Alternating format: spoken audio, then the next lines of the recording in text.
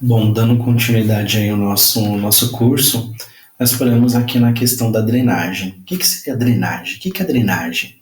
Então, drenagem são os famosos exudatos. Então, são fluidos extravasados dos vasos sanguíneos, material proveniente das células que são mortas por conta de todo esse processo, de dentro ou ao redor da ferida.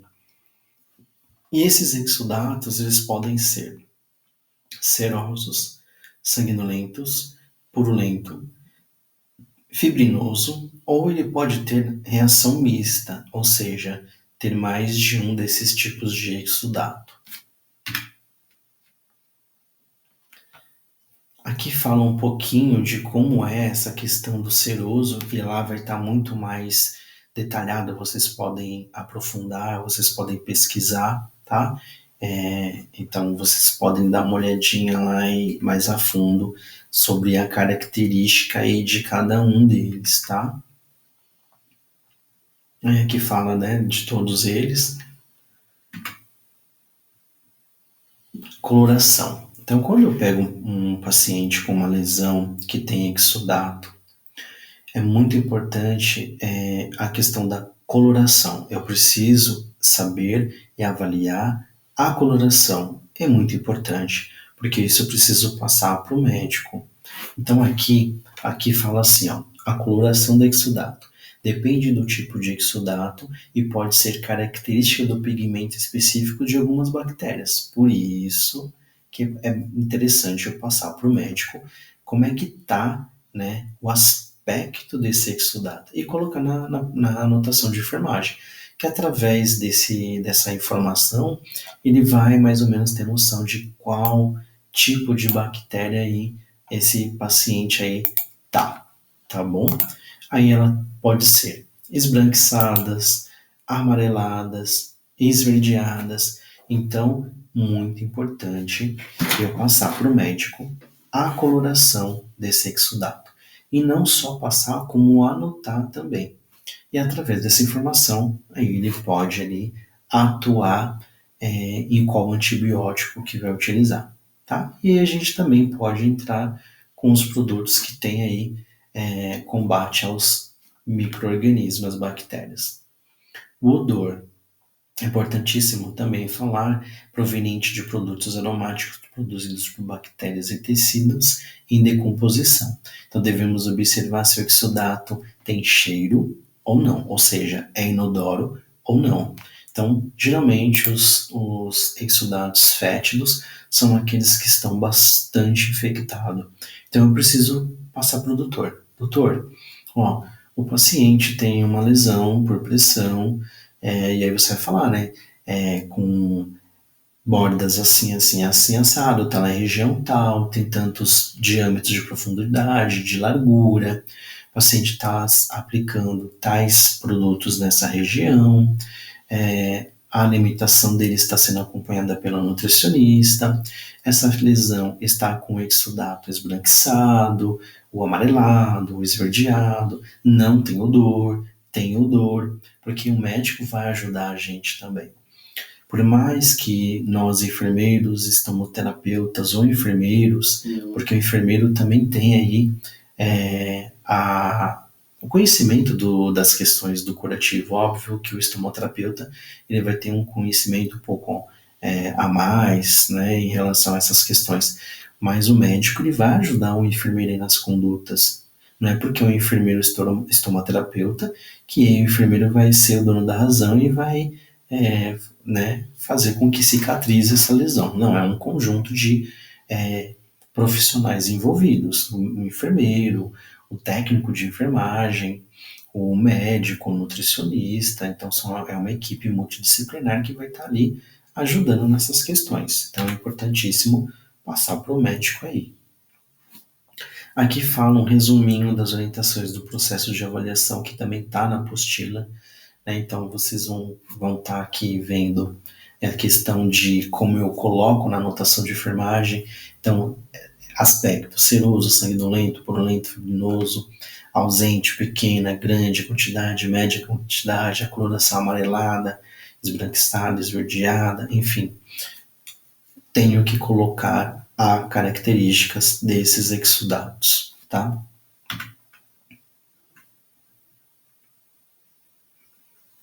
Tratamento da ferida infectada. Então, fui lá, passei para o médico.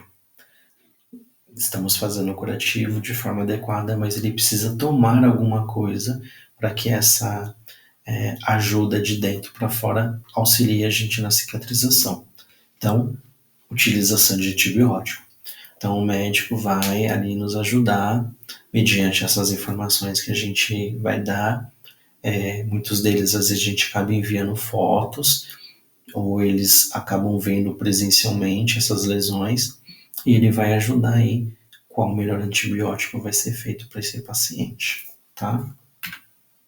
Aqui fala dos antissépticos, né? Também os antissépticos que inibem o crescimento do agente infeccioso. Então a gente vai ter também os antissépticos para ajudar aí na questão da proliferação e inibição aí das bactérias. O tratamento geral, então pensando do modo geral do tratamento, correção da patologia, então a gente vai corrigir todo e qualquer tipo de patologia associada, se é hipertenso, se é diabético. Então, lógico, todo mundo sabe que os pacientes diabéticos, dependendo da lesão, a localidade dessa lesão, demora muito mais do que um paciente que não é diabético. Então, a gente vai ver o reequilíbrio geral do paciente, ver as vitaminas que precisam ser alteradas, administradas, vai ver o tratamento das infecções no modo geral e a nutrição adequada. Então, importantíssimo, mais uma vez, falando da nutrição. A nutrição tem que trabalhar em conjunto com nós da equipe, tanto médica como de enfermagem, para adequar aí a nutrição dela, para que possa, na alimentação desse paciente, dar alimentos aí que ajude e auxilia nas células aí de cicatrização, tá? Que vai fazer todas aquelas cascatas, enfim, de defesa, de cicatrização aí. Tratamento local, então, identificação do paciente de risco, a gente vai fazer as escalas de Braden, vai identificar, vai fazer a higiene e limpeza dessa ferida, a proteção da pele, controle de incontinência, que os pacientes que fazem uso de fralda, a cada urina e evacuação trocar para que esse paciente, por exemplo, está numa região próxima do ânus e ele evacua e não adianta nada eu fazer um curativo perfeito, estéreo, mas ele está usando fralda, está na região que é na região sacral, próxima ao ânus, ele evacuou e o paciente não tem mobilidade, às vezes até não tem como se comunicar, e o paciente fica a noite inteira, além de estar deitado numa posição só, comprimindo aquela região, piorando aquela região, a gente acaba não fazendo a troca da fralda e ali fica um monte de bactérias ali colonizando aquela região. Então, o nosso curativo não vai adiantar de nada. E aí, mobilidade, né? Então, o paciente ali, se ele se mobiliza, ok. Se não, a gente aí intensificar as mudanças de decúbito. Hoje tem muitos hospitais que têm as plaquinhas de mudança de decúbito, então existe um relógio, né? Então tá marcado lá 10 da manhã, decúbito lateral direito, meio-dia, decúbito lateral esquerdo, né? 2 horas da tarde, DDH. Então, isso serve para que os profissionais sigam à risca essa mudança de decúbito. E se porventura o enfermeiro ou qualquer profissional que entrar e for aquele horário e não estiver na posição, é sinal que o profissional não mudou de decúbito, né? Então, é uma forma de ali conscientizar ali a equipe de enfermagem. E isso ocorre também dentro do home care. Dentro do home care existem essas plaquinhas que a gente coloca num quadro ali, numa parte onde dá para adaptar, né? Porque como é na casa do paciente, adapta um local e todo profissional que for cuidar desse paciente, na residência desse paciente, vai fazendo ali as mudanças de decúbito conforme ali, né, as orientações. Né? Isso é um protocolo. Hoje, as instituições trabalham com protocolos institucionais, então hoje, tanto os hospitais públicos como hospitais particulares, como home care, todos eles trabalham com protocolos. E existem inúmeros protocolos aí, né?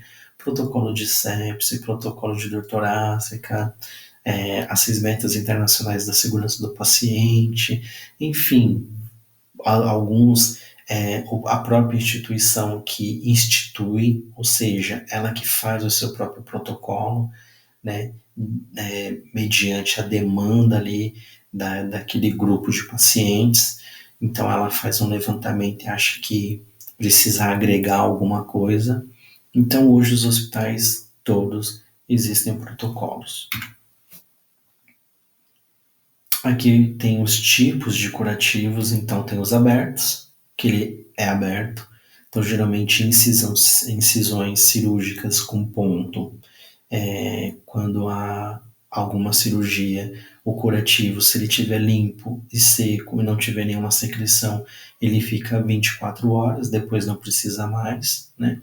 Os semi-oclusivos são aqueles curativos que não precisam ficar totalmente fechados, os oclusivos, que eles ficam fechados, e os compressivos, que você tem que comprimir aquela região, né, para tentar ali deixar mais firme e compressivo possível, tá? Aí aqui tem a questão das técnicas para a realização de curativo. Então, o curativo, ele tem que ser estéril, né? Então, que venha a ser estéril. Todo o material que a gente vai utilizar tem que ser estéril. A luva estéril, a gaze estéril e toda a técnica de abertura do meu material é estéril. Existe hoje uma técnica de curativo que é eu fazer a abertura das ampolas, pegar uma seringa, conectar uma agulha, tudo na técnica, aspirar e fazer o curativo em forma de jato. Eu aperto essa seringa, o êmbolo dessa seringa, né? Eu pego uma distância próxima da lesão e eu vou fazendo esse movimento, aplicando, como se eu estivesse aplicando uma medicação, em forma de jato. Isso faz com que toda aquela célula morta, aquela pele morta, saia daquela região. O que eu não posso muito é ficar esfregando muito forte essa região com a gaze, porque eu vou fazer sangrar muito. Então pensa assim, existem várias células ali trabalhando naquela região em prol da cicatrização. E se eu fico esfregando muito, eu estou lesionando essa pele. Aí eu vou lesionar, eu vou fazer sangrar, outras células vão querer trabalhar, a célula de coagulação vai querer trabalhar, e todo aquele processo que estava regredindo, ele voltou para trás. Eu perdi aquele processo, né? Então, por isso existe essa técnica. Eu aspiro tudo na técnica e eu faço em forma de jato, tá? Técnica limpa é uma técnica onde eu vou fazer toda a manipulação do meu curativo, toda a limpeza do meu curativo e oclusão de uma forma limpa. Eu não vou usar luva estéril, mas eu vou fazer de uma forma com que eu não contamine aquela região. Eu não vou ter luva estéreo, vou ter uma luva de procedimento, mas eu posso pegar a gaze de uma forma, né, dobro ela e eu vou utilizar ela de uma forma que eu não vou colocar os meus dedos ali contaminando, e eu vou fazer de uma forma ali que eu não contamine essa gaze, e vou fazer um curativo de uma forma ali não estéreo, tá? Aí a gente vai falar aqui alguns produtos que são utilizados de antissépticos. Lembra das bactérias que eu falei? Então, existem alguns antissépticos que são bactericida e bacterostáticos. Os bactericidas, ele causa a morte das bactérias, ele vai matar. E os bacterostáticos, ele vai inibir o crescimento das bactérias. E aí existem vários antissépticos aí, né? Tem os clorexidines, enfim, tem vários antissépticos aí que podem ser utilizados. O que precisa saber é qual que eu vou utilizar, é o bactericida ou bacterostático, tá? Então, lembrando que o bactericida ele vai fazer matar ali, né? Então, se eu tenho muita bactéria, eu vou fazer com bactericida. Se eu não tenho bactérias, mas eu quero fazer com que não cresça, né, e inibir o crescimento dessa bactéria, aí eu já vou partir para os antissépticos ali bacterostático, tá? Aqui nós vamos falar do PVPI, que é um antisséptico, e aí ele reduz a carga microbacteriana da pele em 68 a 84%, tá? Em uma única aplicação, e às vezes ela pode variar de 92 a 96% em seis aplicações suscetivas, né? Sequenciais. Mas a margem aí de redução é de 68 a 84%. Esses tipos de antisséptico geralmente é utilizado para fazer uma antisepsia da pele em casos de procedimentos cirúrgicos. Hoje não é muito utilizado o PVPI para fazer limpeza de curativos, tanto eles curativos cirúrgicos com sutura, seja curativos em ostomias, seja curativos em lesão por pressão. Ele não é o mais indicado, tá? Então, geralmente, hoje no mercado, o que mais indicado para fazer com PVPI seria a antisepsia da pele para fazer incisões cirúrgicas, tá? Então, o que a gente pode utilizar, que é o mais recomendável, que é um antisséptico, que vai fazer ali, né, a limpeza daquela região, vai fazer a lavagem daquela ferida, ou mucosa, naquela região de tecido morto, seria o peróxido de hidrogênio, ou mais conhecido como a água oxigenada, tá? Então, nesse caso, a gente utiliza mais nas lesões do que o PVPI. Sulfadiazina de prata. A sulfadiazina de prata, aqui coloquei que fala de algumas vantagens, né? Ela é de baixo custo, ela é de baixa toxicidade, então ela não é tão tóxica, tão agressiva, e ela é fácil de remoção, então quando eu passo essa pomada, ela é de fácil remoção. Só que a sulfadiazina de prata, hoje, ela não é tão indicada em lesões por pressão. Ela é muito indicada em queimaduras. Dentro da apostila tem uma parte que fala de queimaduras, mas hoje a sulfadiazina de prata é muito mais indicada em queimaduras de primeiro, segundo e terceiro grau, tá?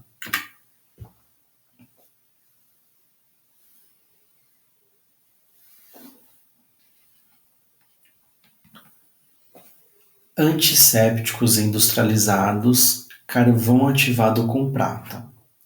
Então, esses tipos de antisséptico, ele é composto por uma almofada à base de nylon, que ela é relativa, né, não tem assim, tanta aderência no seu interior, e é selada com 4 lados, esterilizados e embalado individualmente. Esse tecido de carvão ativado é um material que possui poros em sua superfície e são capazes de captar moléculas que ficam presas na atração elétrica do carvão. Acho que aqui tem uma foto que eu vou mostrar para vocês.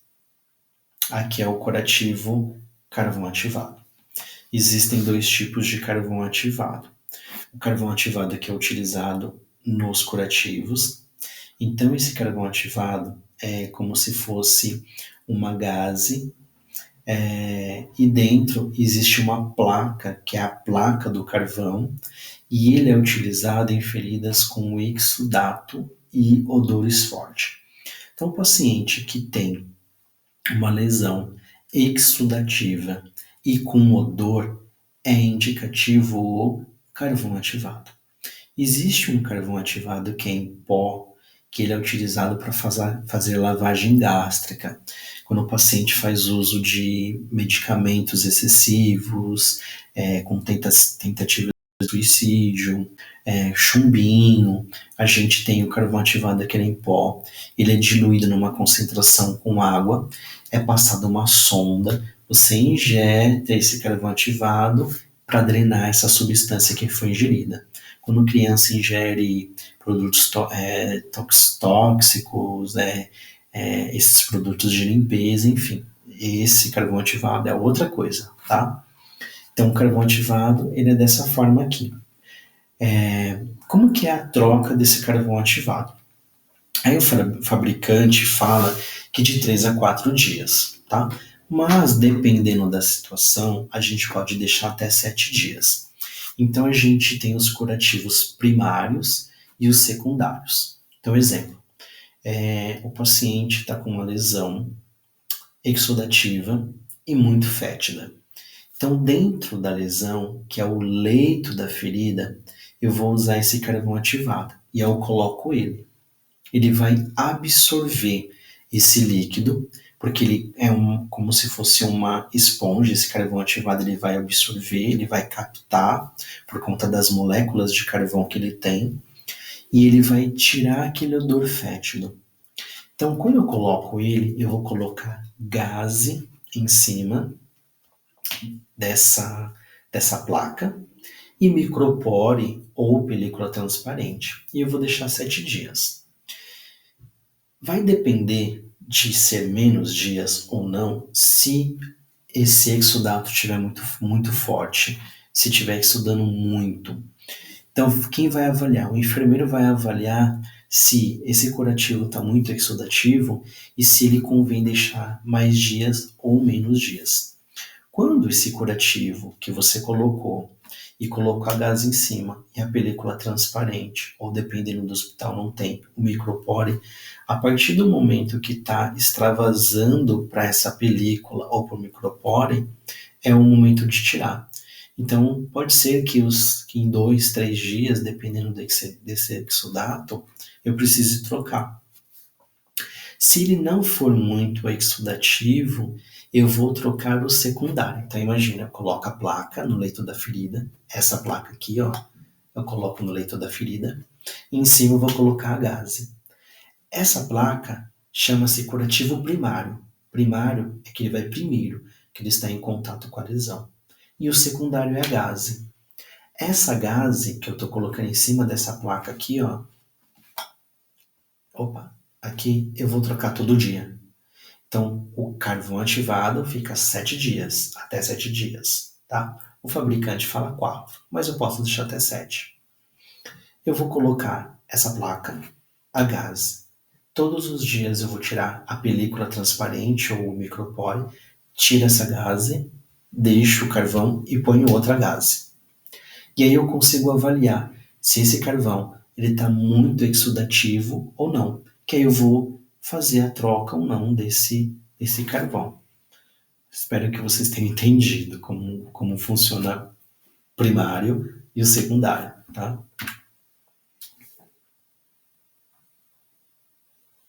Aí a gente vai para o próximo curativo, que é o oginalto de cálcio.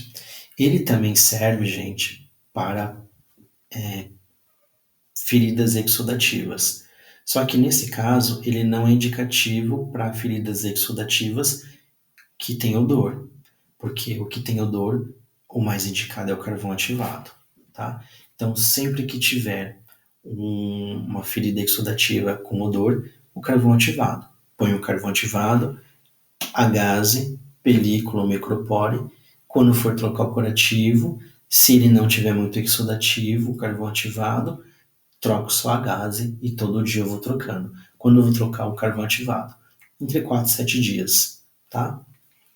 O oginalto de cálcio, ele serve para absorver o exudato, mas ele não vai estar com odor, tá? A troca dele é a mesma coisa.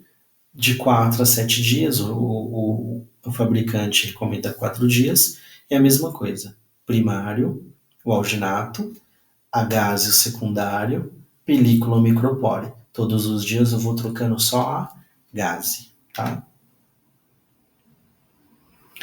Debridamento e desbridamento. Então a gente tem os debridamento mecânico, né? Cirúrgico. Então mecânico é quando eu vou pegar um bisturi e eu vou debridar. Quem faz isso ou é médico ou enfermeiro. Então o técnico e o auxiliar não faz os debridamento, tá? Então a gente tem tem o cirúrgico e aí tem o químicos, né? Tem a parte de debridamento químico que a gente vai falar. Então, quais são os debridantes químicos? A colagenase. Então, a colagenase é um curativo que deve ser realizado a cada 8 ou 12 horas. Então, geralmente, preconiza-se aí 12 horas, mas a gente acaba trocando em 24 horas, porque existe um tempo de ação para essa medicação fazer efeito. Quando que eu vou utilizar? Eu vou fazer esse uso dessa pomada para fazer ali, ó, a parte de debridamento químico, tá? E a gente tem dois tipos desse debridamento químico enzimáticos, colagenase e papaina. Então, quando eu falo assim, debridamento químico enzimático, papaina e a colagenase. Hoje, o mais indicado é a colagenase. Quando que eu vou utilizar a colagenase? Em necrose, fibrina e a parte de tecidos de esfacelos, tá? A troca de 12 horas preconizado pelo fabricante, mas a gente pode trocar a cada 24 horas, ou seja, todos os dias na hora do banho, depois do banho, tá? Papaina. A papaina também ela é um debridante químico enzimático, que existem várias porcentagens, de 2 a 8%, existe até mais porcentagem, mas esses são os mais utilizados. Não é recomendável, por quê? Porque ele é muito forte e ele é corrosivo. Então, se na pele necrótica, ou com esfacelos, ou com fibrina, que eu preciso debridar, se eu passar na pele boa, eu vou fazer sangrar e vai corroer essa pele, tá? Dentro dos hospitais, tem muito hospital público que o farmacêutico faz, né? E aí é usado dentro desses hospitais. Mas não é indicativo, tá? Aí tem o desbridamento por autólise, tá? Que é o debridamento realizado pelo organismo e ele é facilitado por meio úmido, onde ocorre a digestão das células mortas pelas próprias enzimas presentes no leito da lesão. Aí a gente tem o hidrogel, que a gente vai fazer aí a parte de desbridamento. O hidrogel é muito utilizado, ele é composto por meio úmido, ele é composto pela carboximetilcelulose, a 2,3%, e ele ajuda aí na reidratação celular e o desbridamento. Então ele vai ajudar a desbridar, ou seja, tirar as partes mortas, necrose, esfacelos e fibrina, e vai hidratar essa região para fazer a cicatrização, tá? Então, ele também é um debridante. Aqui falam os ácidos graxos essenciais, está muito ruim de ver, deixa eu ver se eu consigo aqui aumentar aqui um pouquinho para vocês poderem ver. Aqui eu não vou conseguir aumentar. Mas assim, o ácidos graxos essenciais é o AGE. O AGE eu só vou passar no tecido de granulação. O que é tecido de granulação? Tecido de granulação é o tecido onde ele é todo vermelho. É a parte toda vermelhinha que nós temos. Então ele não tem aquela parte preta, ele não tem aquela parte branca. É um tecido de granulação. Ele fica com a parte toda granulada, toda rosa e avermelhada. Não utilizamos a GE para fazer massagem corporal ou hidratação. Como eu havia falado para vocês, a hidratação é feita com creme hidratante, tá?